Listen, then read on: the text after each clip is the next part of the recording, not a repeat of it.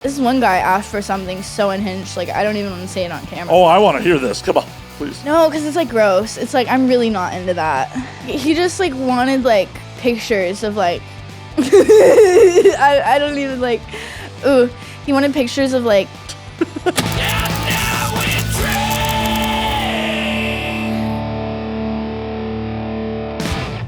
Bri, what the hell's going on? Hi. Hi. Welcome. We just had a little adventure before we even got on air. We did. I made him come to the smoke shop with me. You made me venture out into the streets of Hollywood. Yes. We had a few block adventure. We did. And then dragged me to the smoke shop. And apparently my local smoke shop has mushrooms and just weed. They're just like, and syrup. They're like, yeah, we got syrup. Like, yeah. Just full on purple drink. Yeah, they did. They really did. They had cough syrup and shit. I'm going to give them money before they go out of business. We were like, are those real psilocybin mushrooms? And they were like, yeah, they are. They have a sign right above, like, they're like commercially packaged mushrooms. So like, you know, they got the labels that say the gram, say the psilocybin, and then they have it like in a label maker on the case, does not contain psilocybin. I'm just like, exactly. Who are you fooling with this? Well, I don't know. Apparently the police, I guess, because they still up and running. They in business. I mean, that place hasn't been there that long, so I just don't expect them to be there much longer. But, you know, shout out to them. They're like, oh, yeah, we'll cut you a deal on some mushrooms. I'm like, yeah. I will be back. I'm lucky. They had Stizzies. That's a good brand. Well, they're just fucking jars of weed. That was more underground, yeah. Yeah. I don't know what's worse is like the mushrooms or the mushrooms, the syrup, or the weed. Like, I don't know which one's. I would say the syrup. Yeah. I would say the syrup. Yeah, it's just like, oh, yeah, we got codeine. It's cool. It's a controlled substance. Yeah. They're not decriminalizing this anytime soon. No. They're just pretending it's Colorado in their mind. I don't think it's legal in Colorado either. Shroomies, at least. Psychedelics. Are they? I think. You want to Google that for me? I'm on it. Okay. I was already on it. Well, everything's decriminalized there for sure, as a fact. But I'm pretty sure, if I'm not mistaken, I'm pretty sure at least shroomies are legal there. I don't know about acid. We're going to go to Wikipedia on this. Fully decriminalized in Oregon and Colorado. California has states with decriminalized cities. LA ain't one of them. Oh, that's funny. I love it's that. Like, I think Oakland's the only city that passed. I had a friend just travel to like Virginia recently, and she was very upset because like they only had Delta and stuff, and you know, like living out here, you don't want the fucking Delta after you have dispensary weed, right? Like, but I get it. Like, I came from, you know, an illegal state, North Carolina, so still illegal there. Oh, it probably will be forever. It's the South. Fuck. Yeah, I wish that's one thing they would change about where I'm from. Where in North Carolina are you from? Charlotte area. Yeah, in and around that area. So actually in North Carolina, or? Yeah, in North Carolina. Okay. In Charlotte, yeah. Not across the border in general vicinity. Not across the border in like Greenville, South Carolina, or some shit like that. Nah. We would travel there a lot though. They have really good malls in Greenville. I've actually spent a fair amount of time in the Carolinas, so Charlotte was the base, but it's like where I was doing for work at the time would send me up to like Greensboro, down to Columbia, down to Greenville. Mm-hmm. Have you ever been to Charleston, South Carolina? I have. It's beautiful. It's like one of my favorite places to go. Oh my God. And there's this place not far from it. I would say roughly an hour and a half away. I'm not going to gatekeep this, even though it's like my favorite place ever. It's called Edisto Island. And I went there shortly, like right out of high school, like with my ex and some friends. And it was a beautiful, beautiful experience. It's just truly like blissfully peaceful there. It's probably one of the cleanest, prettiest beaches I've been to, and the seafood is amazing. Fucking Charleston had amazing seafood. I was only there for a handful of days. It was just like, why couldn't I be stuck here more often? Exactly. I wish I got more work there. I would travel there more. Well, I mean, I don't think there's much, you know, professional shit happening down there. No. Maybe get a group of friends together, industry friends, and go get an Airbnb, stay the weekend, and commit some crimes. Commit some crimes. Fuck it up, literally. Well, it's one of those things like, can't legally shoot there. Yeah. Because that's the crazy part of like porn in the world at large. It's like you only legally shoot in a handful of states. Absolutely. And technically your 2257s as the model release end of it doesn't hold up when you shoot in a state where it's not legal. Oh, really? Yeah. I did not know that aspect. I primarily only shoot in LA, Vegas, and rarely in Phoenix, rarely in like Miami. But well, I mean, and that's the fucked up thing because it's not legal in Arizona. Any content you shot in Arizona, you literally could be like, take that down. You don't have a model release. Oh, wow. Really? That's crazy. Yeah. Because when I was coming up in Chicago, like I was talking to actually Federosi, who I was talking to you about before at like Exotica Chicago. And he's just like, the thing is you can't sign a contract for an illegal act. It's like you can't have an enforceable contract on a drug deal because it's not legal. Exactly. So you have to have the 2257 for federal standards. But if the model release aspect, because it's not legal to do there, if someone turns around and be like, you need to take my content down, you have no legal leg to stand on to keep the content up. Yeah, exactly. So pro tip for any of you all shooting out in the wilds out there. Yeah. I'd be doing that. Well, I mean, and that's the thing. A lot of fucking people do. Because in the era we're in now, like, people create so much shit on their phones. Absolutely. Absolutely. Yeah. I feel like honestly phone cameras like should be slightly more acceptable, especially for newer like newcomers and stuff that are getting into the industry and building their career and stuff, because I personally still like use my phone to film. And it's like it is expensive to get all of the gear that you need. Essentially. Don't know anything about that. don't know anything about that. Got a pretty big setup. Not to brag, but I do complete overkill for a podcast. No, but it's good quality. I try. I'm sure they respect that a lot. They do. They don't. I don't lose any sleep over it. But also, this is like, over the 8 years of doing this is the third camera set I have. Oh, wow. So it's not like I went day one and was like, oh yeah, fucking, we're going to do city cams. We're going to, $500 lenses and shit. It's a process. Yeah, it's like, anyone who's starting a podcast, starting content creation, fucking use your phone. Absolutely. That's what I'm saying. Yeah. Abso-fucking-lutely. Well, especially if you're not established and you don't know if you're going to be in this for the long haul. That too. Why the fuck would you spend thousands of dollars on gear and be like, and then you might never use it again. Right. This ain't for me. Or you got to turn around and try to eBay it. And you can't get the real price for what you paid for it. You might get half price or something. But right. Oh, that infuriates me a lot. Like when you buy something and then you end up not using it and then you try to get like at least 3/4 of the price back and you can't even do that.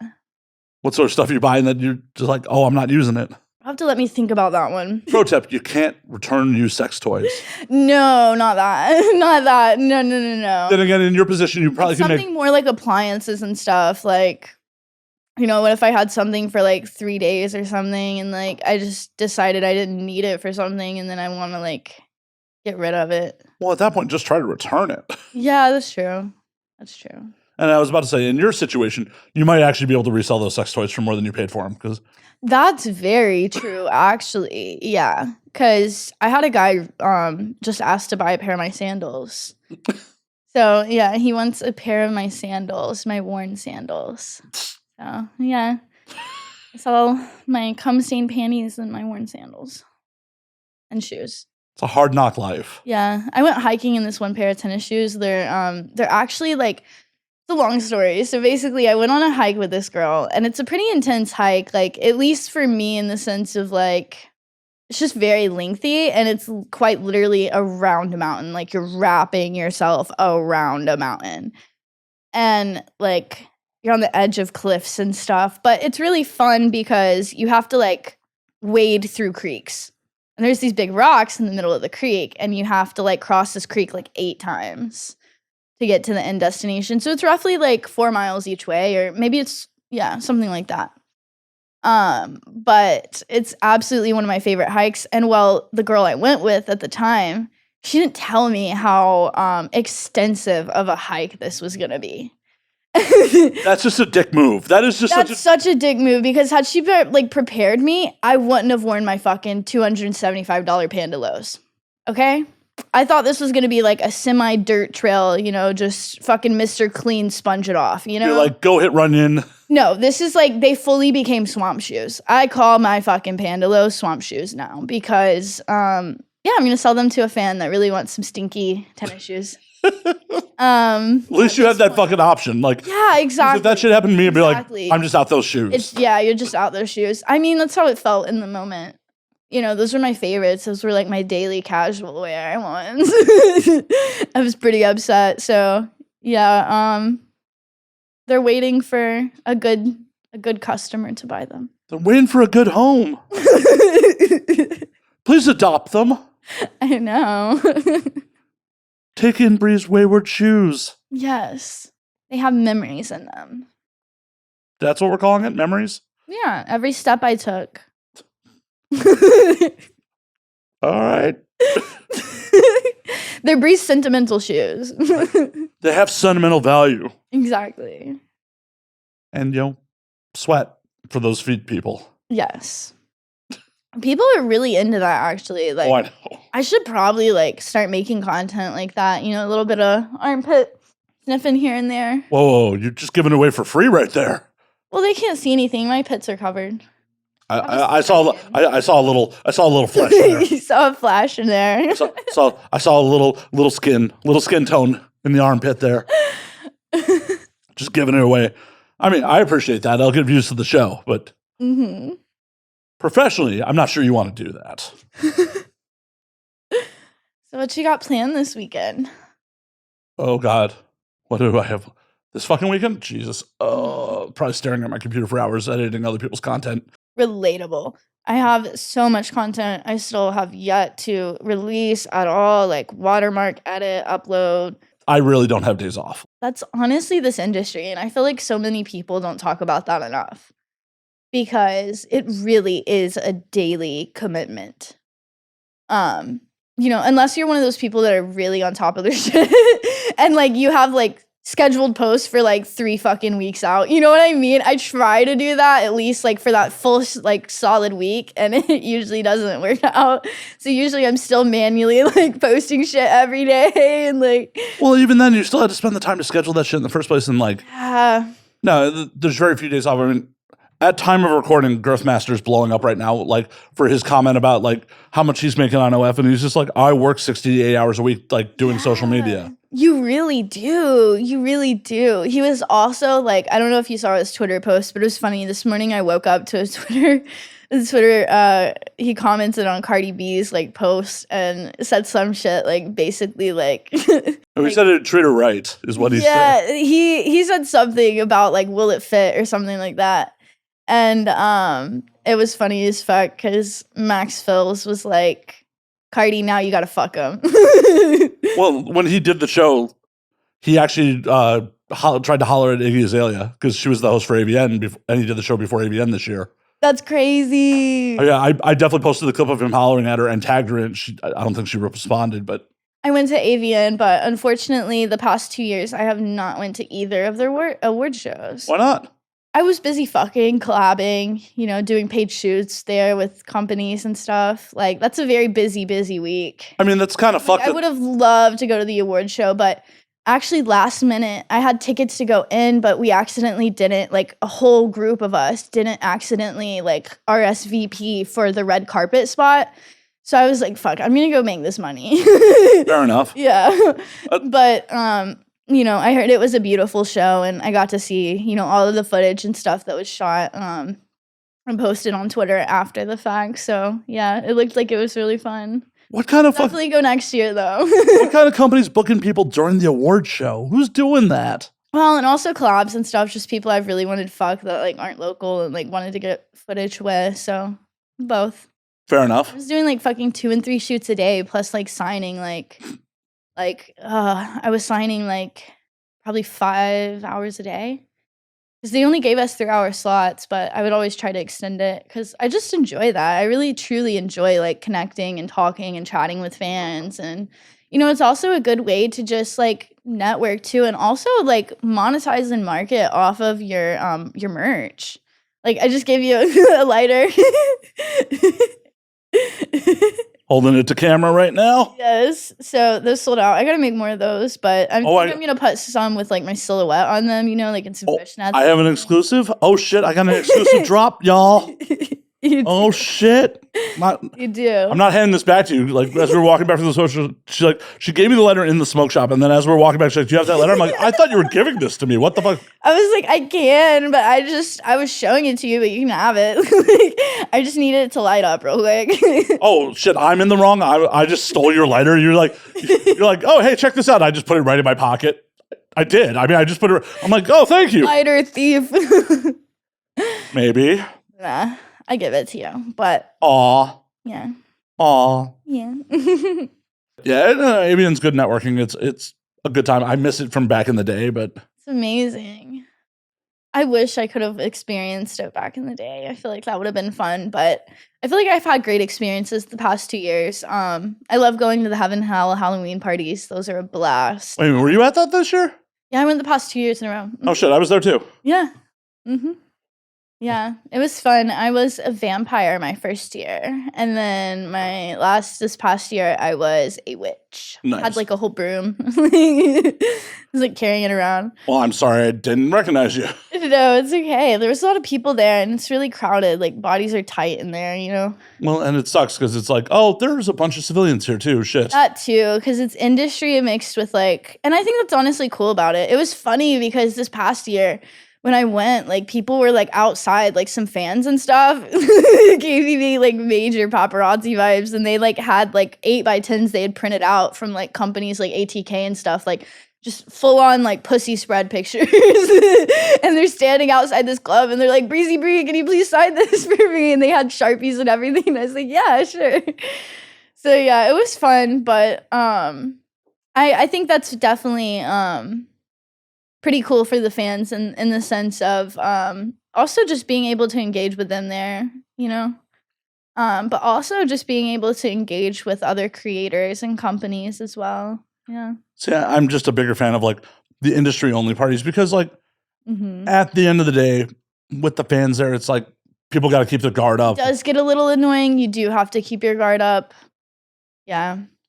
I think it's just a good way. Like, I think the perspective I get from it is it can be a little annoying, but in the sense, like, I always look at it from like a marketing standpoint, and like, that's fans. That's, they're most likely paying me for some subscription service or some of my pornos, Well, yeah, but there's a time and a place for it. There is a time and place. And I feel like Exoticas are the best for that, and just any of the porn events.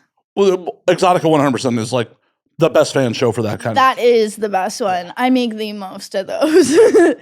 Because, like, fans will come up. Like, last year I had a fan, like, just come up, and he was like, "Can I please, like, pay you to, like, kiss and sniff your feet and, like, lick them?" And I was like, "Sure." And so, like, I pulled up a chair, and, like, he was just, like, kissing and licking all over them, and, like, yeah. Are you into that in real life? That's a no. In a way, yes.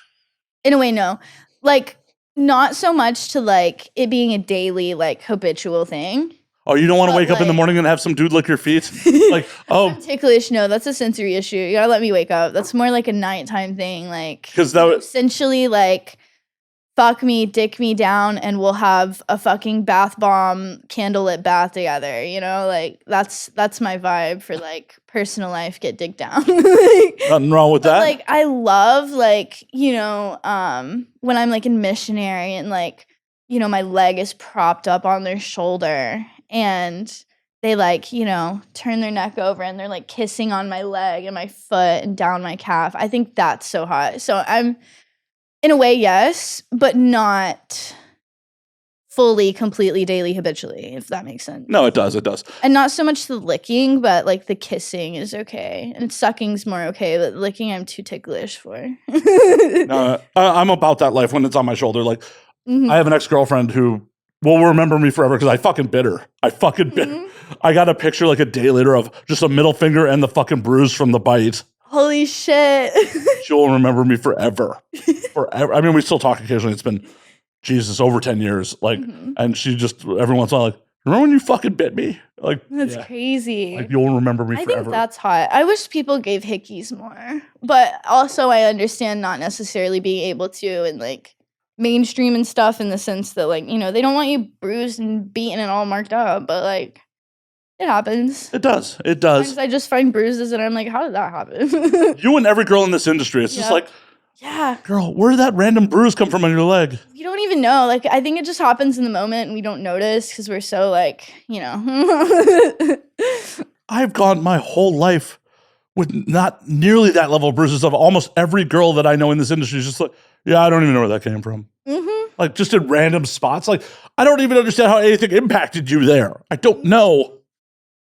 There's been some crazy shit happen too. My fans seem to really love it. Like when like guys come in my eye, like, that's happened a handful of times. And like it's funny, it happened this past week, and like I found some like stringy cum in like the corner of my eye, and I'm like, holy fuck, like I just stayed how there. How long after the scene did you find it? Oh, like probably 10 or 15 minutes. Okay. I thought it like washed it all out of my eyes, but like there was still some in there, and my eye just felt weird because I like wear contacts and stuff, and there's just like some stringy cum, and I like pulled it out of my eye.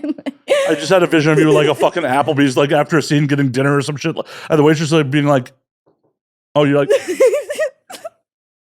oh." Yeah, there's been times before that like directly after a scene, like I did this gangbang one time, and like all of us, like literally all of us, got in the car, and we went to like this ramen place, and it was really good. It was really really good. But yeah, I like when stuff like that happens. I like when we all just fuck and then we all act like we're a normal group of friends, like have a big orgy, and then we're like, oh yeah, we can be civil in public together too. You'd hope so. Like, Yeah. you've swapped fluids and genitals. You'd hope that you can be civil in public. Yeah. But it's fun. I like just being able to connect with co-stars like that. You know, yeah, I think it's fun being able to just go out and get dinner, you know, maybe go to Topgolf. I love Topgolf. Never been. Really? We're gonna have to go. All right. You're just inviting me places now? Yep. Am I just being kidnapped? Yep. Okay. No. It's so fun though, because like you can just order drinks, like fucking cheese fries. I'm a foodie. So yeah, you can just order cheese fries, food, and just whack the shit out of a, you know, golf club. Nice. There's all these fun games you can play. Yeah. Like what? Well, like they have like weird games. Like I don't know how to explain it. Like there's like an Angry Birds one, and so there's like a whole screen, and like however like far you hit the ball to whatever like hole, the sensor or like the camera or whatever detects it, and then it knocks off so many birds from your Angry Birds game tree. Yeah, from the tower thing.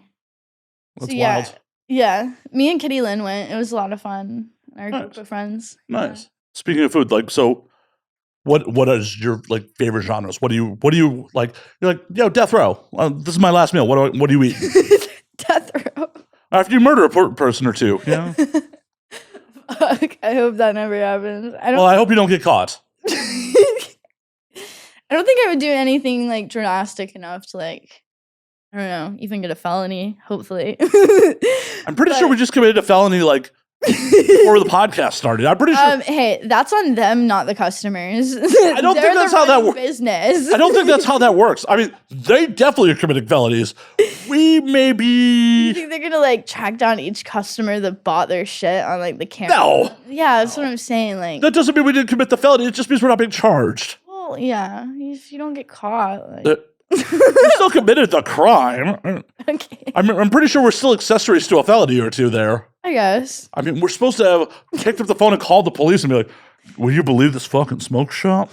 But I'm not. I'm going to go buy some shrooms. That's not what I'm concerned about. I'm concerned about like societal things, like in the sense of like, I don't know. If people want to get fucked up, they're gonna get fucked up. If people want to do bad things, they're gonna go do bad things. If people want to help other people, they're gonna help other people with good intentions, you know?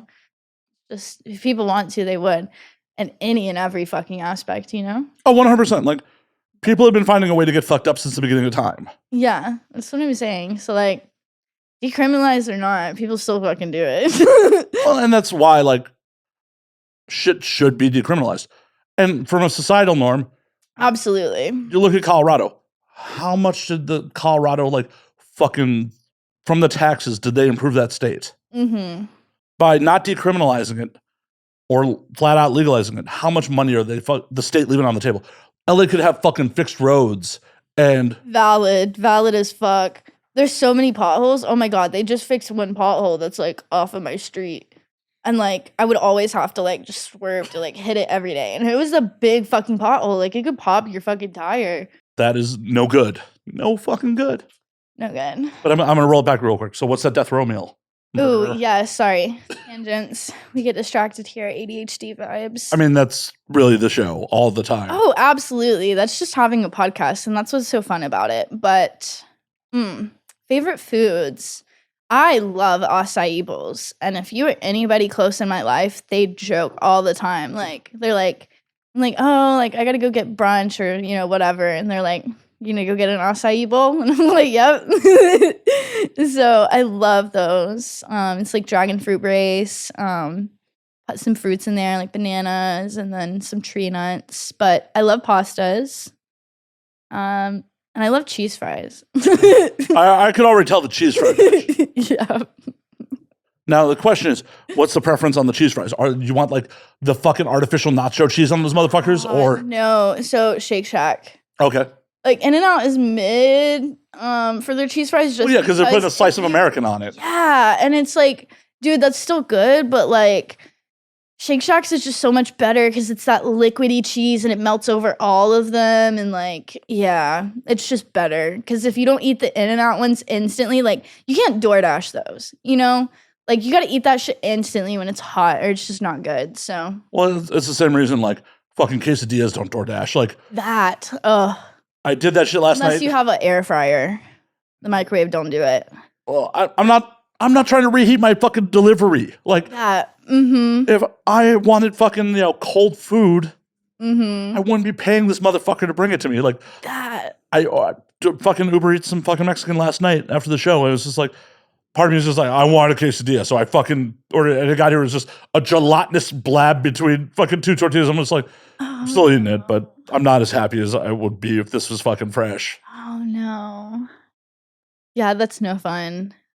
One time I ordered like ice cream to a hotel and the ice cream was fine, but the problem is like I've ordered so much shit from DoorDash that requires utensils and silverware and they don't provide it, and I'm like in a hotel setting and it's like the fucking like, you know, restaurant downstairs is closed or some shit, and like the breakfast cafe isn't fucking open. Like I'm like, fuck, what am I supposed to do? Go Uber like to, you know, like what am I supposed to do? So they had like a fucking ice scoop in there, so I just like washed it and I just like fucking was eating ice cream with big ass ice scoop. That is so gnarly. That is so gnarly because you're never getting that ice scoop clean. No. I like that. That is oof, Yeah. oof. That Yeah. I hope you went and got a fresh test after that because that's gnarly. Yeah, I mean, you do what you got to do. Oh no, Enjoy the simple pleasures in life. you could have just, you know, Be a little feral. I've been known to do that. I've been a little feral in my life, once or five, or I can't count times. Sometimes, yep. I'm an old man. I've been fucking feral. Mm-hmm. I've been feral in public. There's witnesses. I love people like that though. It's so fun. Like the shit I used to do, like I would go like tag like fucking like already graffitied like buildings and shit. Like because my hometown was like covered in fucking graffiti. Like we had a whole like graffiti district essentially. And yeah. So it was very beautiful there. And me and my friends late at night would just go get some fucking spray paint and like, and the funniest shit ever too is like we would just do that all fucking night long. We just do it all night long, just practicing our fucking graffiti skills, tagging walls, like drawing like hearts and flowers and shit. It was fun. So you still out there tagging now? No, I haven't done that. Why not? LA is full of street art. I should. I just haven't found a good spot because like I'm also the type of person that, like, I only tag places again that are already tagged, but I'm not going to cover up a pretty mural or something cool that somebody did. So I try to find, like, a bare-ish spot. Oh, you're not going to go out there and just, draw some flowers on Kobe? No. I don't think I'm going to just go tag a fucking Whole Foods. Oh, Whole Foods definitely deserves it. Amazon can afford to paint over that shit if they don't like it. They got the money. It's not like it's some mom and pop fucking store where they're like, oh, this is actually an impact of our bottom line to fucking buy some paint to cover this shit up. It's Amazon. They can afford to pay for it. If anything, I would probably fucking tag the Dollar General store because, they fucking ID and card for, like, spray paint cans because fucking kids huffing that shit. And I would get so mad because they would card me and I would just be trying to get some spray paint. Once again, people will find a way to get high. Exactly. That was not my way. Nah, just the weed. Yeah, speaking of, one thing I do love is poppers. I've never done it. Oh, I love poppers, but obviously only, like, for intimacy and stuff. Break down how you're doing poppers for intimacy. Are you like... Obviously, poppers are more known in the gay community because, a lot of people that take it up the ass, it helps just relax your muscles, and it also, like, I don't know how to explain it. It gives you, like, this buzz, like, this body high that only lasts, like, a minute or two, but, like, when you're, like, really got some good rhythm going and, like, you're really feeling it and stuff, that's when you, like, just take a... So when someone's inside you and you're just like... Pop. Oh, yeah. Yeah, you'll be, like, in the middle of fucking and you just grab it from the nightstand and you just take a few little... That's wild. Sniffs, and then you get this euphoric feeling, and it helps you come so much harder. Like, obviously, I have no problem with coming, but, like, the level of intensity and pleasure and just steam it adds to it. That's all I can describe it as. It gives you this feral drive feeling, almost like when you are having drunk sex, how it just feels so good in the moment, and, like... Oh, yeah. It's like that feeling, essentially, but yeah. Do you warn a dude first, or you're just like, go for it? Usually he's the one that brought them. I was seeing a guy for a while that, like, really, like, liked them, and he would always bring them and get them and stuff, so I never provided, but... Do you like him for himself, or is this, like... Both. Like, it was kind of cute. He would, like, kind of feed it to me in a way, and, like... Yeah. Was this here in town, or... or... You want some poppers? And I'm like, fuck yeah, babe. And he's like, yeah. And, like, we're just fucking. And, like, I don't know. I miss fucking him, but fuck him. It's like if the dick wasn't attached to the person, right? Right. He had a beautiful cock. I love sucking and fucking that dick. And he was a cool person in the sense of, like, a friend, but not... He had a major commitment issues, and, like, I definitely am the type, like, I want to date for marriage. Like, you know who the fuck inspires me? Emma Hicks. You know why? Because that bitch is married, she's living her life, and she's got a beautiful little baby. So you want kids too? Eventually. Not right now, but eventually, and I want that to be in somebody's future goals and ambitions, and in a sense, like, long-term goals, but not anytime soon. Yeah. Nothing wrong with it. I mean, whatever makes you fucking happy. Yeah. I think it would be so fucking hot to, like, do couples porn. So I really want to either find somebody already in the industry or, that is okay with commitment or, and monogamy in a sense. So, like, obviously if it's collabs, if it's professional shoots, like, whatever, completely fine. I do it, you can do it, sure. Emotional monogamy. Emotional monogamy, absolutely. So, and I'm even fine with, like, having a third, but purely sexual. Like, I don't want him getting feelings for her and her being over, like, every single night, Right. But just let her out of her cage, like, occasionally. No, but if it's, like, a weekend thing or, a few times a week thing, even, I'm fine with that. Just he cannot, like... I would be upset if he got, like, really emotional with her because I do value marriage and I am dating for marriage. So that would be a major, like, turn off for me in a commitment that I assume to be long-term and, anticipating or wanting marriage in the future. So how fast into dating someone are you like, oh, I'm making the marriage plans in my head? Well, okay, so I usually tell people I'm a very fucking assertive person. So like if I like go out on a date with somebody and I match with them, I tell them like fucking instantly. Like I get their number and stuff and I tell them like, you know, if they don't already stalk my socials before, you know, we have a full conversation, I just like, you know, tell them. If they don't figure out what I do for a living themselves, I usually tell them and stuff instantly. And I'm like, yo, I do this, like, you know, might as well get it over because, you know, it goes one of a few ways and this is what I expect.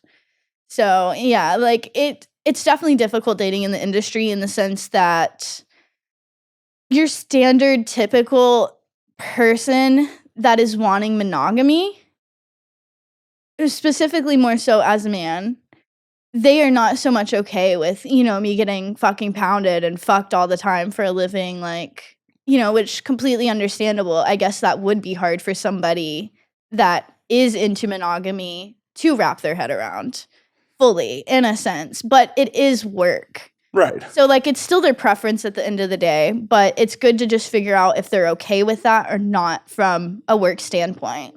Well, for sure. I mean, Yeah. I have all my shit on my dating app profiles and all that Yeah. shit. Like, I'd rather the trash shit itself out. Yeah, exactly. Because, you know, I don't want to go out on a first date with a guy and then I tell him in the restaurant or some shit and then he's like, what the fuck? You're a porn star and blah, blah, blah. You're a fucking whore. I can't believe I took you on a date. And like, I think of scenarios like that. So I would rather just get it over with before I even see you face to face. I wholly agree with that plan. Yeah. But say, okay, you go on the first date. He knows what you do. He's down. Mm-hmm. How long into dating are you like, oh, I'm planning our wedding?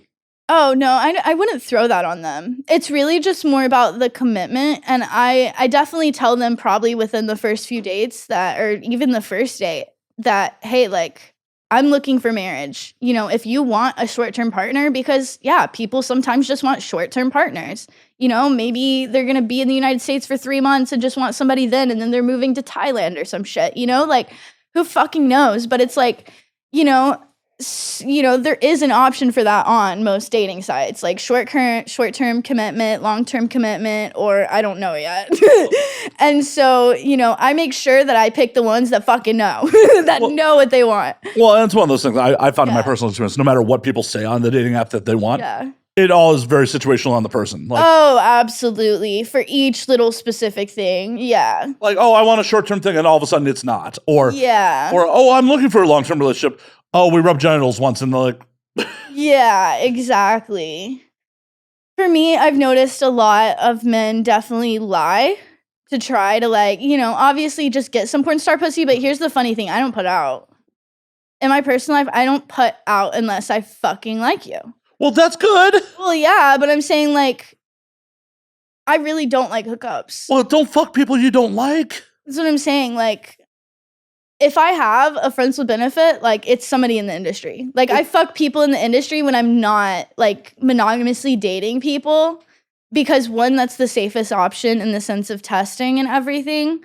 But it's, you know, are most, like, men on the first date or something gonna, like, you know, go pay $240 to, like, fuck somebody's pussy? Maybe they will. Maybe they won't. Who knows? But what do you think of a dude that would? To a respect thing that when we start getting serious, if they're not willing to test for me, I'm like, bye-bye. But what would you think of a dude who's willing to test for the first date? Would that raise red flags? A little bit.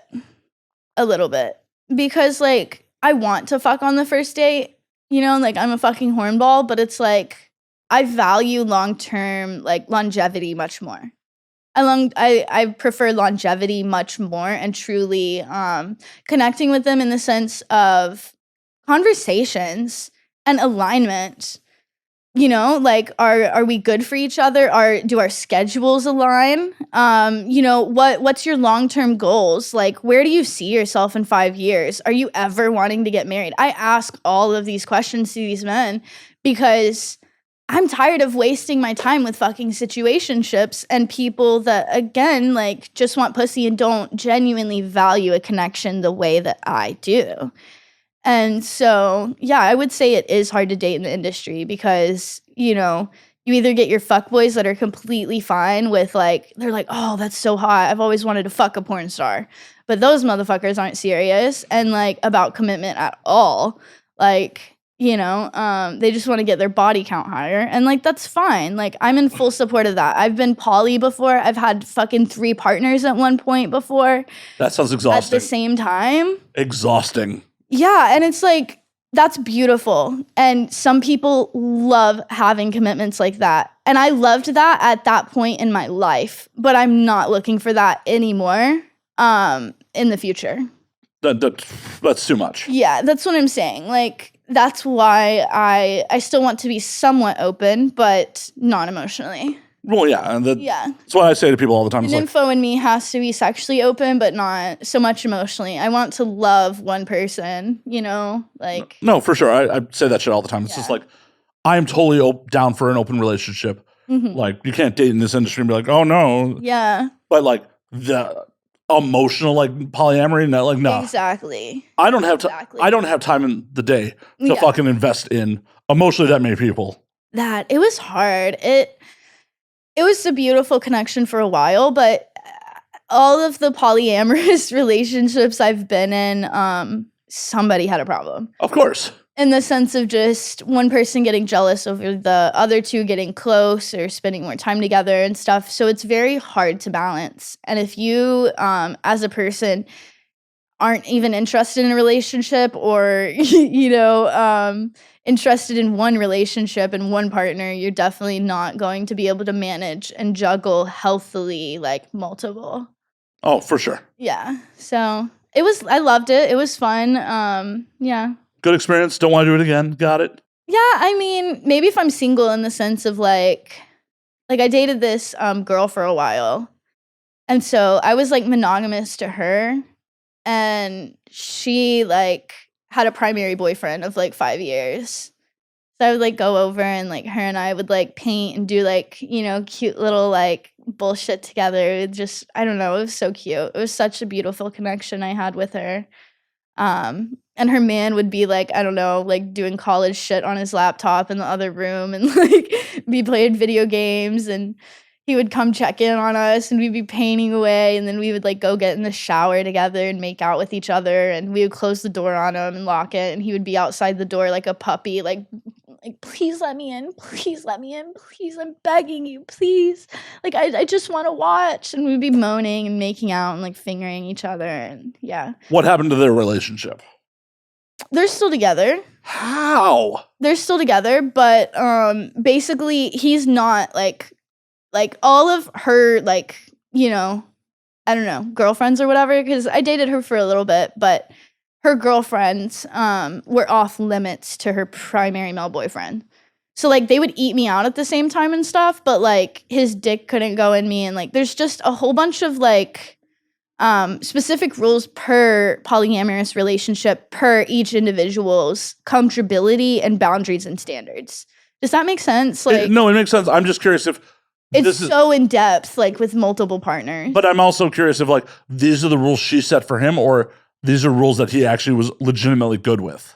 Oh, for both of us. He wasn't legitimately okay with it, but I wish he had a little bit more respect for her in the sense of, I absolutely love her and I'm still friends with her to this day. And, really the only reason why, like, I think I pulled away from them was because I didn't want her to get hurt. Because he would be trying to fuck me on the side, like when she wasn't, like, say she went to the grocery store for 30 or 40 minutes. I would be home alone with him, and, like, he would be trying to, like, fuck me and stuff. And I'm like, look, that is not okay with her. I'm going to respect her boundaries, her decision. And, shortly after we just became friends again, she was like, I don't understand it. Like, I always get, like, a little girlfriend or, like, a third or something for us. And, like, then, like, she just, like, it just never, like, lasts, like, long term and stuff and this and that. And, like, I just didn't have the heart to tell her that, like, it's your man's fault that you've been with for, like, 6 years. Well, that whole situation is toxic as fuck. That's what I'm saying. It's toxic as fuck. And I love her. And had she had a better man that truly respected every ounce of her boundaries, like, it truly could have worked, because that's completely understandable. We have to respect people's boundaries all the time. He just couldn't respect hers or mine in the sense of, like, I wasn't allowed to fuck him and I didn't want to fuck him. Like, he had a nice big dick, but it's like, that's her man, and I just personally wasn't attracted to him, and like... From the outside, Yeah. it also sounds like he didn't respect himself, because if he wasn't like getting his needs met, and he's still stuck around... He was like a little lost puppy baby. Right, like, because in that situation, like, if my primary partner is dictating to me, like, this is how it's going to be, and I'm not happy with... I'm not sticking around. Like, hey... That's well and good. I'm not going to... You should have either, like, respected her fully or been like, hey, maybe this isn't working for us anymore. Like, you know, I really have other ideas. Like, I have other things I want to do. Like, you know. I'm not happy here. Like, I want to explore more. I want to fuck other people. Like, sure, that might have hurt her in the moment, but I just didn't want to get involved. Like, you know, that's not my relationship. Right. You had already exited. Yeah. But 100%, like, dude, like, to keep yourself in a situation like that where you're obviously not happy and like you're trying to, you know, get yours behind your girl's back, that's fucked for everybody. Like, oh yeah, it's fucked for everybody. It just makes this wave of uncomfortability for sure. Well, and it's just like, have some self-respect, man. Either have the conversation with her about like, hey, my needs aren't being met. What can we do to fix that? Or get the fuck out. Yeah. It doesn't matter if you're together for 5 or 6 years. People change, people evolve, people have different wants and needs throughout life. If you two are not in alignment any fucking more. Oh, absolutely. If you're not in alignment, you should just Peace the fuck. Especially if you don't have children or property. Exactly. 100%. Like, if you have no children or property together, just fucking walk away. Absolutely.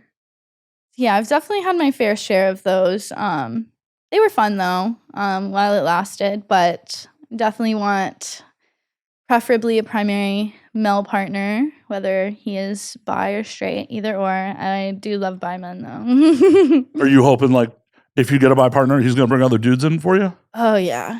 Yeah. I actually dated this guy for a little bit, and he was Canadian, and he was really cool, and he was German. We connected on that because I'm German. Like, I'm Native American and German. So he was teaching me a bunch of stuff, like about Germany and stuff, where he's from originally, and like all of this cool stuff. But Germany is very, very open. Very, very open when it comes to sex and sexuality, apparently, from his perspective, at least. And I think that's really cool. Just like how, like, you know, people go topless in Italy, supposedly. You know what I'm talking about? Like, well, yeah. I mean, what's fucked up is... apparently it's just more open overseas, which I don't have a passport yet. So I am Why don't you have a fucking anticipating those days. Why don't you have a passport? That I travel out of the country. Why do you not have a passport? I just don't. The farthest I've been was Hawaii, but... Get a fucking passport. Like, you just go to the post office and do the thing. Yeah, I will. I'm going to get a passport pretty soon. I'm not playing Topgolf with you until you get a fucking passport. Okay. That's my ultimatum. Like, nah. I want to go to Thailand. I want to go to Australia. There's so many fucking places I want to go. Then fucking do it. I will. Then get your fucking passport. Literally. You're going to be like, Matt, you want to go do you have your passport? I'm hoping I can get some like work in other countries. That way it's a fucking tax write-off. All of those flights, all the fucking travel expenses. Whatever. If you shoot a solo in a fucking hotel, it's a tax write-off. Yeah, true. Valid. Yeah. But fucking get your goddamn passport. Yeah, I should. I will. Okay, good. I'm going to take a trip this year, but I'm supposed to go back to Hawaii probably next month, most likely. So I'm excited for that. Nice. Yeah. Because, like, I've been to Germany. It was a good time. Oh. Munich was a blast. Mm-hmm. But they're also kind of like Europe's Alabama. The age of consent's fucking 14. Holy shit. Wow. And I know that because of an Archer bit. That's the only reason I know that. Wow. I'm going to double check that. I may be wrong. Mm-hmm. But it's really low in Germany. Wow. And they have full-on sex clubs too. Like that too. But yeah, it is 14. Very bisexual, like, in the sense of like, he loved like getting fucked in the ass, but so that's like preferably like the type of male partner I would like to have. Yeah. So then why didn't it work out? He was very controlling. Yeah. He was just a very controlling man. Like, I don't know, he had some very weird standards within him. Like we had an amazing sex life. Amazing. Like, he like one night just brought this like man home from the club, and he was fine. And he was like, babe, like I really want like this guy to fuck you, like he was like, I brought him home for you, like I just want to watch. He like loved cucking, and he was fine as fuck too, and he's like this like tall 6'4" like German dude, and he loved cucking. And like I actually like let him cuck for a scene for me one time, a content scene. And yeah, he was just a fucking freak. Like, you know, he would fuck me in Missionary and then like have a guy fucking him like in the ass, and like it was so hot. Like it was nice having somebody fuck him into me. Yeah. And then he cucked that time, and yeah, my scene partner was a little intimidated. Yeah, so we didn't get a pop shot for that scene, so it never got released. But Why didn't you fake it? I just didn't. I don't have that fake cum shit, fake lube, you know. Cetaphil, like it's readily available in fucking stores. Yeah. You can order it on Amazon. But yeah, I just didn't. I wasn't completely happy with it, but Oh, fair enough. yeah, but it was still like hot in the moment and stuff. It was still fun. So he was a freak, but he was just very controlling in the sense of like just things I didn't like. Like, wouldn't you be put off if, like, for example, like one thing he would do is, you know, I would stay the night a lot with him and stuff, and he like all of a sudden, like one day I was like watching TikTok in his bed, right?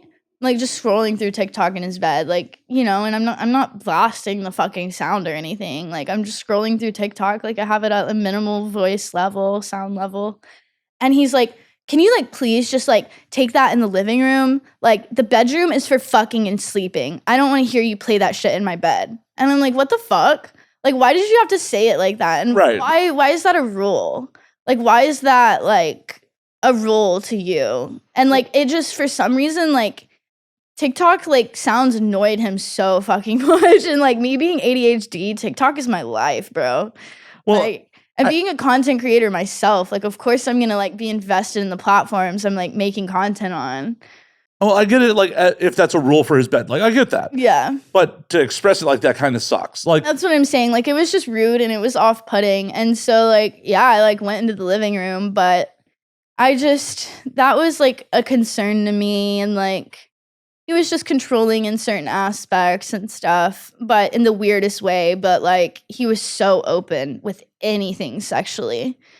Yeah. So he was just controlling and possessive and like the weirdest personal little things. Yeah. like, how else was he possessive? Like okay, so some of you know, like I'm pretty decent about being punctual, but like he would like freak out. Like for example, if he says he's getting there at like 5 p.m., if I'm not like downstairs to like let him in, he would like get pissed off. Like if I like took like 3 to 5 minutes to like go and get him and I wasn't right down there when he got there. Cause he was like, he must have been really, really OCD, and I am too, but like in the sense that like he wasn't a minute off ever, like punctually. Like and the other thing I didn't like too that was a put off is, you know what he would do? Like we would plan like dates and stuff or like time to like spend together and like respect in a productivity level. But when I'm your girlfriend and like you're seeing me, don't put our love and our quality time on a fucking alarm. That's what he would do. Like we would come to hang out and he would put like our quality time on an alarm, and he would be like, okay, I got 2 hours exact. And like as soon as that alarm went off, he would put his fucking coat on and like kiss me and leave. Like literally as soon as the alarm went off, like instantly, like not 5 minutes extra, not a minute extra, like coat on, gone. Like and That's so crazy. like it's just like some of that was just a little weird and concerning to me. Like why wouldn't you want to spend additional time with me? Like, you know, and this was like a consistent like daily thing, like in the sense of like it wasn't just work days or productivity days that he had other shit to get done. It was like every time we hung out. Like, unless I was staying overnight with him. You see what I'm saying? Like, it was just weird. There was, like, a lot of, like, red flags and stuff. No, it definitely sounds like, I mean, and on the scheduling front, it's like, bro, schedule it for an hour 45 in your phone and then, like, be like, oh, hey, babe, I gotta go soon. Like, and Yeah, exactly. Like, at least give me like a heads up. Like, hey, like I gotta head out in like 15 or 20. But like, Yeah, like- I wouldn't even be expecting it, and we would like be watching TV or some shit or talking, and the alarm would go off, and you'd be like mid conversation. Oh, I gotta go. And so I don't know. That was just weird to me, and I didn't like that. So things just didn't last with us. Like, we got in an argument and it ended. But how long ago was this? this was last year. Nothing you've described, like the way he went about it is the problem more than like the actual actions. Like, Right. because like you could definitely phrase it like, hey, babe, like I'm not really down with like doom scrolling on our phones like in the bedroom. Like, or yeah, absolutely. Or he could have been at least like, hey, babe, like I'm trying to watch TV. Would you mind putting your headphones on? And I would love for you to cuddle me. And like, I don't mind if you're doing that. Just like, but he didn't even like us being on our phones in the bedroom. Does that make sense? Like, he didn't like technology being involved in the bedroom unless it was the TV. I mean, doctors legitimately recommend that shit. Like, doctors recommend like for good sleep to like not do anything but sleep or sex in your bed. I don't follow that shit at all. But yeah, I don't follow that shit at all either because I be editing and shit in bed all day. I mean, when your job is so digitally based, it's like you fucking want to be comfortable, you know? Oh, 100%. Like I'm constantly like making social media posts from bed. I'm doom scrolling. I'm on YouTube. I'm like, it's all from fucking a lot of half the shit you people like happens in my bed. So I understand in an instance, or I even understand in the sense of like, you know, maybe the sound really was bothering him that much, but it's like he could have politely been like, hey babe, I don't mind you like scrolling, just please put your AirPods in and we'll still cuddle. Right. Well, isn't that a much nicer way of putting things? And I feel like that's what bothers me so much about people is like sometimes people are just so like passive aggressive and like snarky and like just jumpy, and like I'm never like that. Like I'm just like very good golden retriever energy. And like, you know, not to say that people haven't ever been dicks in their life or cunts before. Like we all have been there. We've all had our days. But relatively, I really try to articulate my words that come out of my mouth perfectly. That way people can understand them to a perfect degree. That way I never get misunderstood, because there's been so many times like growing up that I got so misunderstood. Like, you know what I mean? Like those worst case scenarios where you say something and somebody like takes it the wrong fucking way and you're like, bro, I was talking about myself. Like I'm not talking about you. like can I not make fun of myself and like, you know, the bullshit that I do, like the bad habits I need to cut out. So yeah, like that's why I'm just very careful about that. And I wish more people cared about articulating their words better. That not even in the sense of an offensive way, but like, yeah, in an offensive way. Like in the sense of just be more polite and respectful. Like you can word things a lot kinder if you really just think about it first. Like, you definitely can. But I'm also very guilty of sometimes not. Yeah.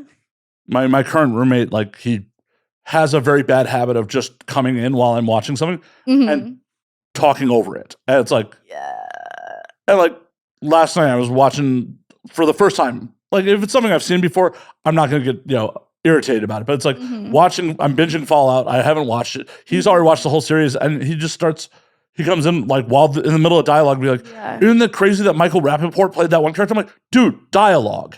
Like, you're like, dude, I'm watching this. Like, you could probably like text me or like something. Or like, I don't know, just Yeah, like time and place. And it's like time and place.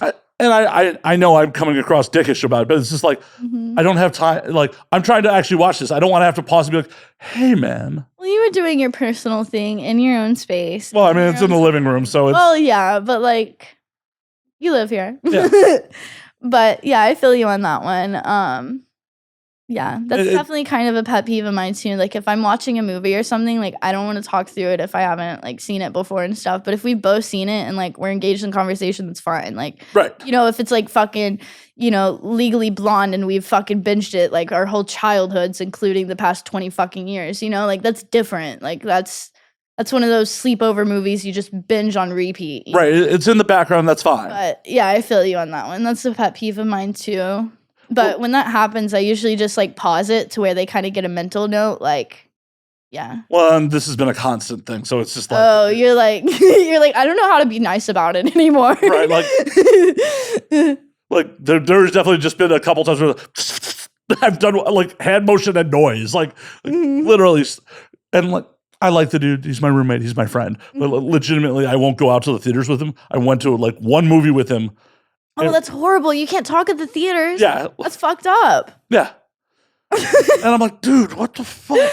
Other people are paying to be there too. Yeah, it's like one thing that will, like, if this was a romantic partner, that would never happen again. Like, I will not go out with people that talk during movies. I will not go out with people that talk during comedy shows. Yeah. Like, if we go to a live comedy show and you fucking are talking at the stage or making a fucking scene in any way, shape, or form, I don't care if you're drunk. I don't care what you're on. I don't care if you're doing a Stone Cold Sober.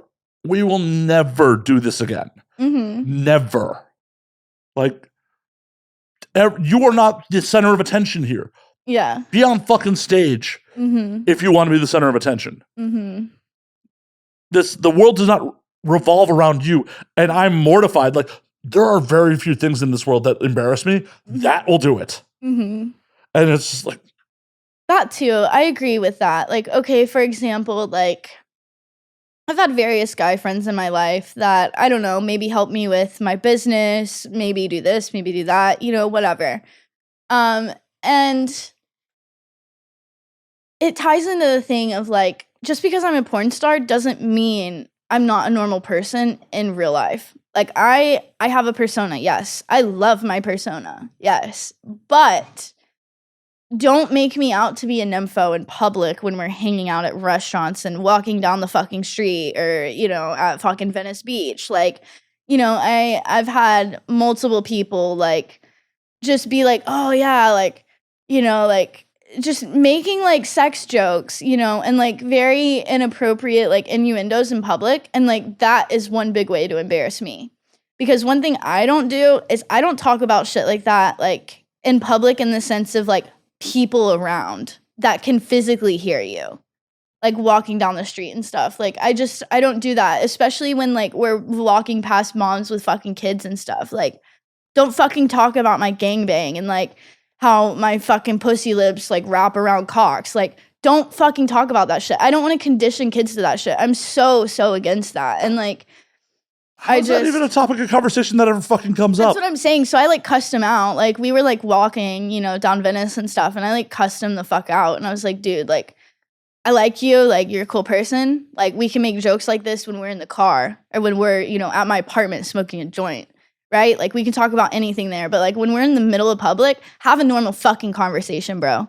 Like, I'm literally just trying to walk, you know, the fucking strip, like, looking at the shops and checking out the little crystal stores and shit. Like, you know, like, you're supposed to be my homie here, not, you know, making me uncomfortable and embarrassing me in public. Like, you know, the whole point of me being able to enjoy life in public is not making a big scene out of myself. Well, yeah, well, it's in the sense of like, yeah, I just don't want to condition people to that, and that's just one way to embarrass me. I'll say anything on film and camera, but you know why? That's because these fucking viewers choose to view this shit. Sometimes. Well, yeah, but the like, algorithm just sometimes shows it to them. Okay, and even Twitter is a different exception, because why the fuck is 8-year-old Timmy on Twitter? Like, get him the fuck off there, you know?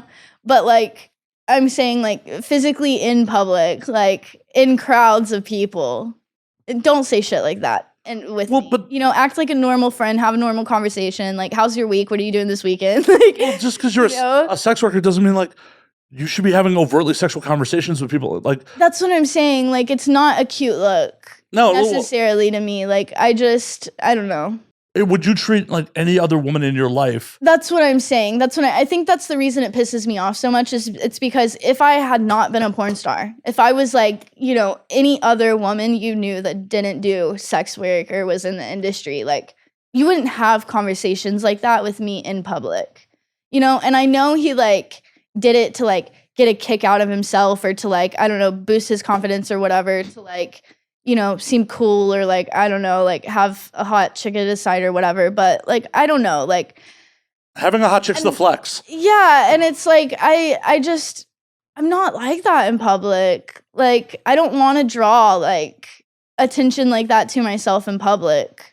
Like, what I would do in public is go hand out my business cards or something like that. But even then, you can scale that out more than a public, you know, conversation like that. Well, that shit just, it doesn't make sense to me. Like, yeah. Like, And mind you, like I pay him for services for my business. So it's like I was like, dude, like you're my friend, but like let's keep it business professional. Like, like I don't mind hanging out when we're not doing business things like this, but like don't embarrass me in public. Yeah, that's It's also the fact of like just wanting to have a personal life outside of your persona, because I have been recognized before, like in my local Target, like fucking 5 minutes down the street from my house. This man ran up to me and he's like, "Oh my God, can I take a picture with you?" And I was like, "Sure." And he was like, "I'm sending it to my wife right now. I wish she was here and we'd get a picture of all three of us together." And like, I mean, that was a cute experience, but it's like, I want to enjoy public without drawing extra additional attention for shit like that to happen. 100%. Like if I'm at a porn convention or event, of course I'm there for that reason. Of course I'm going to be a fucking unhinged slut. But like, that's very different than my personal strolls on the fucking beach when I'm trying to just enjoy free time. I don't know, like, Yeah. even if it was at a convention, the idea of approaching a performer and being like, your pussy looks so hot wrapped around that cock is just like, what? People do that and like, Yeah, well, people are fucking morons. yeah, I mean, they could start out with a normal conversation, but I've had that a few times, but I kind of just like laugh it off and I'm like, nice to meet you. Well, yeah, because you want their money. I get that. Here's my business card, but it is an awkward approach. It's like, but at the same time, they are there for that reason. So that's more understandable. It's not, though, because like you should still have fucking respect. Yes. Well, respect, yes, absolutely. At the end of the day, yes. These people, in a lot of cases, think that they've had a connection with you because they've had an orgasm with you Oh, yeah. that you were not privy to. That you weren't aware of, that Right. you didn't know about. Right. Maybe multiple. Right. And so in their head, y'all have a connection because they've come to your image. Exactly. And that allows them in their mind to like just say wild on his shit. It's like, take a fucking step back for a second, bro. Absolutely. Like, go rub one out so you have some post-nut clarity. Like, this is not the move. Asked for some crazy shit. And like, this one guy asked for something so unhinged. Like, I don't even want to say it on camera. Oh, I want to hear this. Come on, please. No, because it's like gross. It's like, I'm really not into that. I'm really not into that. Oh, I'm so curious. Like, he just like wanted like basically like pictures of like I don't even like he wanted pictures of like my bowel movements. And I was like, I can't do that. I was like, I'm so into piss play, but like that's my line. Okay. Scott plays it. That's my line. Like I really like piss play. And a lot of people actually don't know that because I haven't done a lot of like and I don't just mean squirting. Cause like a lot of people don't consider squirting piss play, even though it technically is. But I'm personally a squirter myself and I love squirting. But recently, AVN week, I got to fuck my celebrity crush. And well, I'm not gonna say who, but it was a fun time. And is this a mainstream celebrity or industry celebrity? I don't need to know names. He has a vast following. He's not industry. Okay. So that's mainstream. But he yeah, he's a lot of he's really big friends with like a lot of like musician artists and stuff. And so he has a pretty big social media presence, and I watched a lot of his YouTube videos and stuff. And did you fuck Adam 22? No. Sorry. No. I wish, but no. But just because like we didn't, necessarily discuss if I'm allowed to, publicly talk about fucking him. I'm don't not gonna name drop. No, don't. Please don't. Yeah, I don't need the liability on it. Yeah, I just wanted to throw that out there because he's like got a YouTube channel. No, but it was hot. He's got a following. He deals with a lot of musicians. Like that describes Adam. No, but like no, there's more people than just that. I know. Adam, but I've watched him for a while. I'm very impressed with his skills and his creation and his talents. And so, funny enough, he was walking through the fucking aisles of, AVN, and he like walks past the 101 booth, and I'm like, fuck. I'm like, so I run out of the fucking booth, and I like run up to him, and I throw my arms around him, and I was like, damn. In that moment, I like kind of like backed up. I was like, damn, I'm really acting like a fan right now. It obviously worked. I didn't even ask to hug you. I was like, sorry, can I hug you again? And I was like, here's my business card. I'm Breezy Bri. Nice to meet you. I've been watching and following you for a while, and I love your skills. And yeah, the rest of the story I can't really say, but Because it would give it away. Well, how'd the piss play come into it? The piss play came into it by he DM'd me. I was like, let's hang out. And he DM'd me and he was like, message me, and he messaged me first, and I was like, let's meet up. Like, I really like want to fuck. And he has a really, really good dick. So we like get to his place and like he's all chivalrous and shit. And you know, he was like, so do you want to like order some food in? Are you fine with that? I'm like, absolutely. Like, I would prefer that. Like, and so he orders us food and we like eat and stuff. He's like, put whatever you want on the TV and like all of this stuff. And so I decided to put on Spotify music. I essentially that night got to connect with two of my favorite celebrities. One being him and one being a musician artist that's really big. And because he's friends with him, and I was playing this motherfucker's music and I was singing it word for word, and he goes, damn, you're a really big fan of his, aren't you? And I'm like, yeah. And he's like, hold up, let me FaceTime him real quick. And so he FaceTimes him and he's like, he picks up and artist dude is like whipping his car and he's like, hey, what's up? And he goes, I'm with this porn girl and like, we're just, you know, chilling it. You know, and like my whole titties, pussies out, everything. Like I'm just naked in bed, and like one of my favorite musicians like got to see me naked in his bed, in his friend's bed. And yeah, it was a beautiful experience because I never in a million years thought that, I mean, one, I would get to fuck him, much less get, you know, pretty much introduced via FaceTime to one of my favorite musicians. Did the musician watch y'all fuck? No, but he like had a quick conversation with him, and they like, I made a joke. I was like, you know, it would be my ultimate dream to fuck both of you, like have a threesome with both of you. And the musician he goes, we can make that happen. And I'm like, we should. We absolutely fucking should. And then shortly after, me and Celeb Dude, we go back to fucking.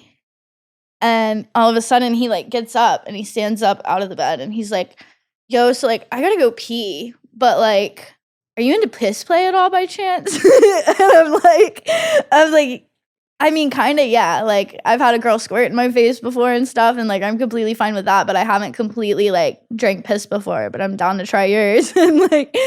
And so he was like, because you know, like if you're not, like I can just like get up and like go, but like I was like, I'll try it. Like, so he was like, okay, and he like raised my chin and he's like, but you gotta promise you're not gonna spill any. And I'm like, I promise. And like, I'm such a submissive little fucking slut. But yeah, so that was my highlight of AVN week, and I swallowed his piss and spill a drop. How'd it taste? He could have been a little more hydrated, but obviously we weren't necessarily like preparing for that. But I mean, as good as piss can taste. But I think it's more the sensation I enjoy than the taste. Like somebody told me one time the aftertaste of piss is salty pretzels, and I've never forgotten that. I have never forgotten that because every time I taste piss, like the aftertaste literally is like the aftertaste of fucking eating like a whole bag of pretzels. Seriously. Salty pretzels. But it's the sensation I love. Because, you know, like I love like cum getting shot into my mouth and stuff. And it's pretty much the same sensation, but like getting waterboarded with liquid. You know what I mean? I will take your word for it. I've never. Yeah, you probably don't know what I mean. No, I've never taken a shot in the mouth. I plan to live my whole life without taking a shot in the mouth. Okay, well, think of kegging or think of like, you know, just shotgunning something. It's like that feeling of just liquid down your throat constantly for like 10 to 20 seconds. I'm pretty sure cum's not carbonated. But, well, yeah. But it's the sensation of it going down your throat. Well, yeah, but that has bubbles. It's different. Yeah. It's different. Yeah. I mean, you've done both. I have to take your word for it. I only have the experience with chugging beer, so like. I think I'd rather chug piss than beer. Well, yeah, you very much are anti-beer. You established that before we got on air. Nope. I like rosé and wine, and lemon drops, but we discussed that. I can't have those. I mean, I could have bought wine. I could have bought wine. You just had to say something. It's okay. I will next time. Okay. Yeah, I will next time for sure. All right. I decided to be a stoner today, guys. I had to stop by a smoke shop and light up before. Hey, nothing wrong with it. It's my only complaint when people get high is when they get too high and can't talk, because that has happened before. Oh, see, I'm a daily habitual smoker. That shit doesn't happen with us, you know? This girl was definitely a daily habitual smoker. She maybe if you take edibles and you never take edibles, but I think she just was a little nervous and like hit it a little too hard. Yeah. And by like an hour in, she was just like, "What?" Mm-hmm. I'm not going to give away what episode, but it was a released episode, so you can go look for it. I love that. I think my reasoning is because I smoke so much wax. Like, bud is at a level right here. Wax is like all the way up here. Because you have bud, you have infused bud with fucking moon rocks, and then you have wax. So like me smoking wax, like as soon as I fucking wake up every morning, all day long, before I go to bed, to like it's my fucking melatonin for me. like I have no fucking tolerance left, dude. Like I can take 8 dabs back to back and completely like fucking like have all of my motor skills. And I just get a baby like head high, like buzz, Like I really need to take a tea break at that point. Like I'm spending too much on like concentrates. Dead. I'd be fucking dead. Yeah. You would be trying to carry me, which I don't think you could, but it would just be like trying to drag me. I'd be done. Exactly. And if you gave me like 2 shots right now, I would be fucking done. Like unless I space that shit out. Yeah, I've already drank a bunch of whiskey. Mm-hmm. The other bottle's not on the table, so We both have our choices of preference. Oh yeah. Mm-hmm. As long as it doesn't interfere with the show, I don't care. Mm-hmm. That's the way I look at it. It's just like, as long as you're here and able to do the show, whatever your vices are, your vices are. We also have our own shroomies. Mm-hmm. Yeah, it's been a while since I've done the show on shrooms. We should do that whenever you bring me back. We gotta do that. Yep. Yeah, it would have been something that would have been an option for tonight if I hadn't like just done 4 grams the other night. I feel you. Give your serotonin a minute. Well, it's not even the serotonin. Like your body develops resistance that takes 2 weeks to break down. That's true. That's why it's good to like space out your trips. Yeah. Unless you're microdosing every day. That's microdose is fine. But if you're macrodosing like I like to, you have to give yourself 2 weeks or double the amount of grams to get the same effect. Yeah. Yeah. That's true. And that's just like, well, that's just going down a fucking expensive rabbit hole at that point. I'd rather just wait 2 weeks. What's your feeling on acid? I love acid. I do and I don't. So Same. Because shrooms you can control more. Acid, you're all in and you're all out. Well, it's not even all in, all out aspect of it. It's like, this is a time commitment. Like, if I'm doing acid, this is what I'm doing today. Well, that's what I mean. Yeah, like it's because you can't dose it in smaller amounts. Because I mean, it's like fucking that big, dude. It's tiny. So it's like, what are you supposed to do? Like, cut that up into 14 fucking pieces to microdose acid? No. I mean, you can if you have like pure liquid, you can microdose, but that's true. Or the drops, like that they put on the paper. Yeah. Yeah, but it's still like, even if you're, I don't really microdose, but it's a commitment for sure. Rather than like shrooms, like can be literally a microdose thing, and you're just vibing all day. Yeah. I don't really microdose. I just macrodose, but I can go out and be sociable on an 8th. Like zero problems. Just like I love being out in the world on an 8th. Like it's so much fucking fun for me. It's like the lights get like all cinematic. And I'm just like framing shots. I'm just like, Yes. Tripping's fun. You gotta color when you trip or like paint. See, I interesting. I have none of those skills. I can't. But like I fucking disassociated into movies. Like I watched on Sunday, like it's a lame choice, but I watched Avengers Endgame. I was just like, ooh. Like I haven't watched Endgame in a while. I'm gonna put that on while I trip. I love Marvel. No, it's a fun movie. I mean, there's a lot of plot holes in it, but it was still like, all the space scenes while you're tripping is a lot of fun. So it was just like, oh yeah, this is a good time. There's definitely other movies that might have been better for a trip, but it was just like, you know what? I want nothing. I don't want anything I have to think about. Like brain autopilot, enjoy the trip. Like kind of rolled up in like a cocoon in my bed. Yes, I do that too. I do that too a lot. I call it my burrito. Yeah. And burrito and blankets. Yep. Did that shit. Kind of bed and like at the peak of the trip, like there was motion on the screen. Like it felt like I was sliding forward in my bed, even though I wasn't moving. I'm just like, Yes. I'm like, ooh, okay, these are potent. Feels like your bed or you're spinning and you're just laying down. Well, it just was a forward, like something was happening on screen. And it was just like, it felt like I was going forward into the screen, like body wise. I'm like, okay, these definitely a potent batch. Cool. Absolutely. It was good and bad because it was like the peak came pretty quickly and it was pretty intense, but it's just like, it got down to like body mellow really quick too. It was just like, yeah, I would have preferred like intense visuals for a little bit longer, please. Yeah, I feel you on that one. See, I wish there was just something that was a little bit in between acid and shrooms and time wise. Like, can we just get like a good, like consistent 6 hours? Like, yes, that would be perfect. Yes. So this weekend I am going to Vegas. I have some work there a little bit, like a few like private bartending gigs. So you bartend too? Shit. Fuck no. I don't know how to make fucking drinks. I even told the guy that, and he was like, I don't care. It's really just like a bottle girl service. Like, you know, just skimpy bottle girl service. Because I told him that. I was like, you know, if people tell me like a cranberry vodka, I mean, it's in the fucking, like the ingredients are in the fucking name, easy. But like, you know, Shirley Temples and all these fucking names that like, you know, the ingredients aren't in the fucking name. Like, I don't know how to make that shit. And he was like, that's fine. We don't really care about that. We're just gonna tell you what we want. Like, okay. So yeah, I have that, and then the day after that, I'm going to Sick New World, and so it is this like metal alt emo festival, and like I'm so fucking excited for it because, mind you, I've been wanting to see these fucking bands since I was in fucking middle school, like literally. Which bands?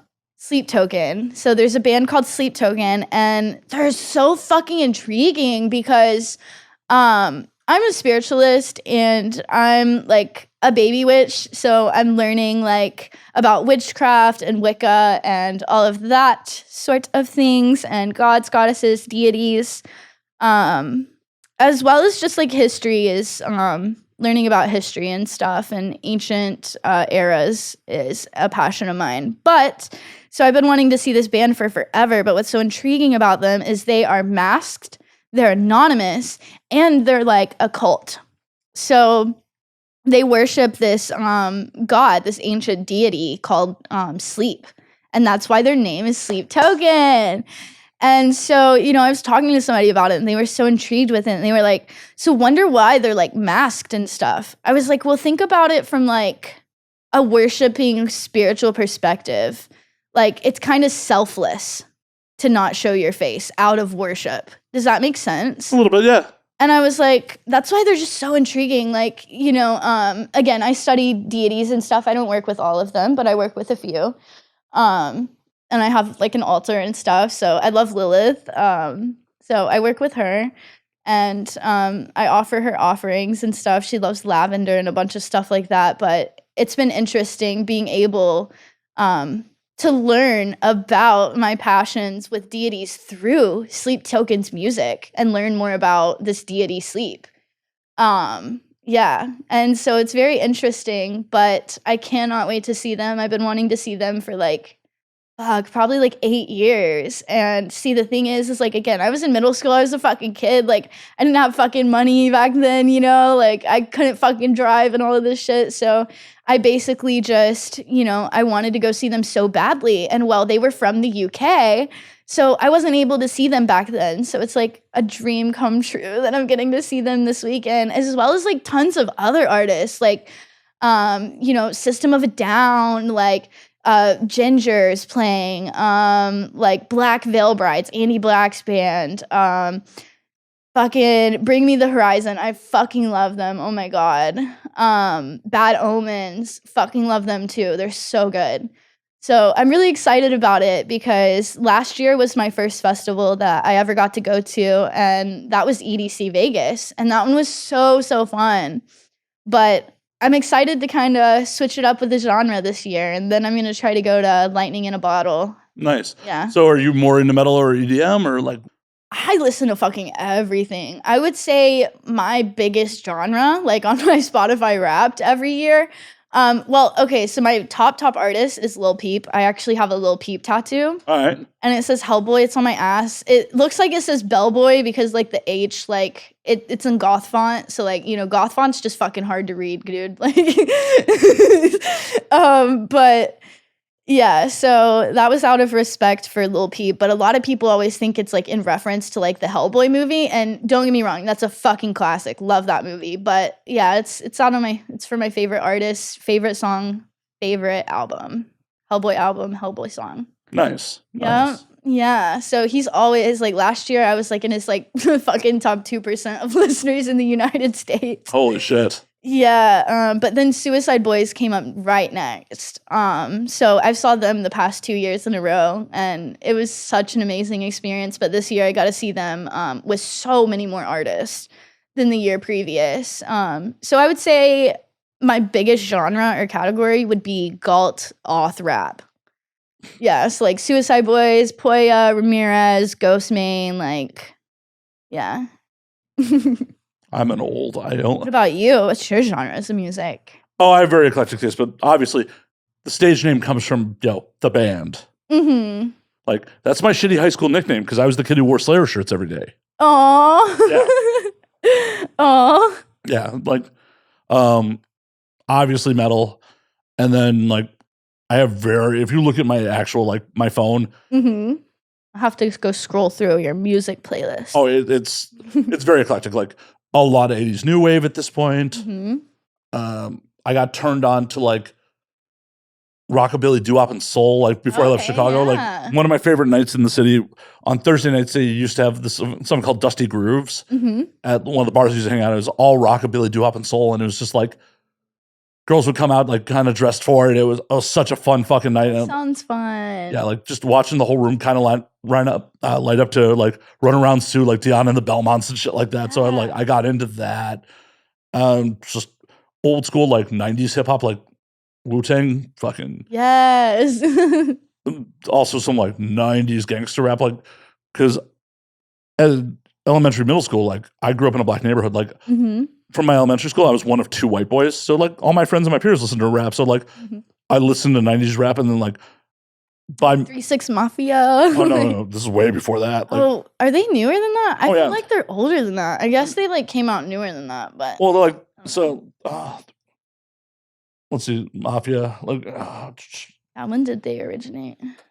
Yeah, like 3-6 Mafia. Oh no, they have been around since '91, but I was more listening. I thought so. I was like, I feel like they've been around for a while, but I listen to more of their newer stuff. I was definitely more into like West Coast gangster rap. Like, so yeah, Dre, Snoop, Eazy-E. Okay, yeah, we love Snoop Dogg. Ooh, so tell me, Nickelback. People either love them or fucking hate them, and I love Nickelback. I saw them live at a fucking North Dakota State Fair. I'm really apathetic on Nickelback. Yeah, because it's just like I grew up on it. It's like, oh. It's not really music I'm into, but it's just like I don't hate on people because they're successful. Like, no, absolutely. And I feel like a lot of the Nickelback hate is just because they're successful and like they're non-offensive. Like no one's ever going to be like, nothing Nickelback actually has ever put out is offensive. Yeah. People are offended that like they're just so kind of like there. Yeah. Yeah, I've noticed that too. That's why I had to ask your opinion on that one. I rediscovered a lot of musical taste because if you asked me in the fucking 90s, like in high school, it's like if it wasn't metal or maybe industrial, I wanted nothing to do with it. Yeah. Absolutely. You definitely grow a larger collection throughout the years for sure. And switch up on genres and you find new stuff that maybe you weren't into previously. Well, but even stuff I was into previously, like some of the hardcore gangster rap, like by the time I'm like metal, like, nah, I don't listen to that. Like I sold all those CDs at secondhand music stores and like, yeah, because it just wasn't metal. Like it was metal. Like, being an angry fucking teenager, like I'm a poser if I don't just listen to metal. Absolutely. I hate that shit too. Like, I hate when people are like, you're a poser. Like, shut the fuck up. I am who I am, and I'm going to wear what the fuck I want to be. If I want to be Southern on Tuesday and fucking all emo goth on fucking Friday, and then fucking like Marilyn Monroe classy on fucking Wednesday, I'm going to do that shit. And if I want to be hippie on a fucking Thursday, I'm going to wear skirts and shit and go frolic on the fucking beach. Like, I am who I am. I don't just follow like, you know, a lot of people follow like their main aesthetics and stuff, but I'm very much so unique with my aesthetics. I have a lot of different categories, you know what I mean? Of like styles of fashion and like, yeah. Metal's so weird that like the gatekeeper aspect of it, it's just like, oh my God. Name 3 songs from that band or you can't wear that shirt. Like, yeah, absolutely. Like, hardcore fans are brutal, dude, for like certain bands and stuff. They're like, oh, you're not a real blah, blah, blah. If you don't know this song and this album, like, you're such a poser for only liking the, you know, top favorite radio played songs. But it's like, no, I just like what I like. Like, and that's as simple as it is. Well, and that's like for a very long time, like why I would only ever buy shirts with tour dates on it. Because it's like, no one's going to question my authenticity at that point. Is that right? It's like, there's the tour date I was at, motherfucker. Right? This is not bought at Hot Topic. Like, I could tell you the venue. It was fun. Huh? What were you saying? I could tell you the venue and date I was there, motherfucker. Exactly. It was funny because that concert I went to, the Suicide Boys one, Freddie Dredd was there and a bunch of other artists. And you know, of course, we stood in that long ass fucking line for an hour and a half to get some fucking t-shirts and merch and stuff. And my friends, they were like, who gets a Freddie Dredd hoodie at a Suicide Boys concert? And I'm like, I do, because I've already seen them. And I want a Freddie Dredd hoodie. Do what you like. Why would you not? Exactly, yeah. So what's your favorite fucking venues in North Carolina, like around Charlotte? I wouldn't necessarily say I have a favorite venue, but I've definitely been to a few there. Yeah, I don't really have a favorite venue. I would say really just whoever I love that's playing like most locally to me would be my preference. Nice. So yeah, I try to kind of keep it in the triangle now. They're playing in LA, Vegas, or Phoenix. I'm like, I'll commute. Nothing wrong with that at all. Question, actually, is how long ago did you leave the Charlotte area? My lease just renewed in like February, so it's been a year that I've lived here in March. So shortly after a year, it's been a little over a year. Is the Thirsty Beaver still there? Thirsty Beaver, I don't know. So it's I forgot what neighborhood it's in, but it's like there used to be a pool hall across the street from it, and it was a divey country bar that I used to hang out at when I was in Charlotte. Like, I'm not even into country. It was just like, this is a fun dive. Yeah. I rolled in there one night and like nowhere near Christmas, and like there's just some drunk dude in a Santa suit. I'm like, absolutely. I want to go line dancing. We should go line dancing. Oh. Even if you aren't in the country, like, would you line dance with me? Maybe. I mean, it'll be real awkward. I'll teach you the dance. There's like this like whole dance and everything. It'll be real awkward. There's a song called like Austin by Dasha, and like yeah, it'll be real. It's like an angry breakup song, and she's like, yeah, it gives you like 2024 Carrie Underwood vibes. Holy shit, the Thirsty Beaver is still there. It is? Mm-hmm. Oh. It is on 1225 Central Ave in Charlotte. I miss Charlotte. I do. It's in Plaza Midwood. But I kind of don't. Like, honestly, I think Charlotte is a little bit worse than LA when it comes to crime. Okay, maybe that was a little excessive, but mind you, when I lived in Charlotte, my whole entire fucking first floor apartment got robbed. Like, not even robbed, but like, yeah, robbed. They stole my washer and dryer. What the fuck? Like, whoever robbed me was like literally like tweakers. Like, they made burn marks on my countertop, I guess, with like a fucking blowtorch or some shit. Weird crackhead shit. And so they also put fucking like matches in my like light sockets. Like, you know, like the outlets like in your fucking wall that you plug in like a light to? Yeah, they put fucking matches in there. They stuck matches in there. I'm like, what the fuck are you weirdos trying to do? Because, like, I got a bad gut feeling, and I flew home because my cameras got shut off, like, and all of this stuff, and I was like, fuck, like, my cats are there, like, I gotta get back. So I went home, and I was, like, sobbing on the fucking plane instantly, and I was like, what the fuck's wrong with you, Bri? Like, you're literally going home, like, why are you freaking the fuck out? Well, I walk in my, like, I get home, I get dropped off, like, by the Uber from the airport, and, like, I go up to my front door, and it's, like, busted in, like, it's just, like, cracked open. So, like, my poor pets could have gotten out easily, but I bet they were traumatized from whoever broke in that they were hiding in the closet, thankfully. But, yeah, so, like, they stole my washer and dryer, and it was like a 5-guy operation because I very vaguely caught them on my camera right before they saw it and cut it off, like unplugged it from the fucking wall. Like, so it got like their face very close in the camera. And I turned it into the police and like they did nothing about it, but they slimmed my car and everything too. I filed a police report and like they shortly after the police left, I like walked out to my car to like leave and like because they were like, yeah, like don't stay here. And like then I realized that my like there's stuff in there that wasn't mine. Mind you, I had the keys with me the whole time in California for the house and my car. So it's like, how? Even the cops, because I called them back the second day to check out the car and stuff, and they were like, yeah, the steering wheel's intact and everything. Like I don't understand how they did it either. There was no exposed wires, nothing. They must have just like crowbarred open my fucking door, I guess, like pried it open. But there was no indentions, you know what I mean? Like Yeah. there was no dents or anything like looking like a crowbar. Fucking crazy. So I don't know. Even the cops couldn't figure it out because here's the thing. My neighbor that morning before they came back over, she was like, they've been driving your car around and stuff and like around town, probably like hitting more licks for other people's fucking places. And like, so I was like, fuck, like nothing's safe. So yeah, I got me and my cats out of there. And that's the story of how I got here. Holy shit. Because I mean, I had already planned to move out here, but obviously not so suddenly.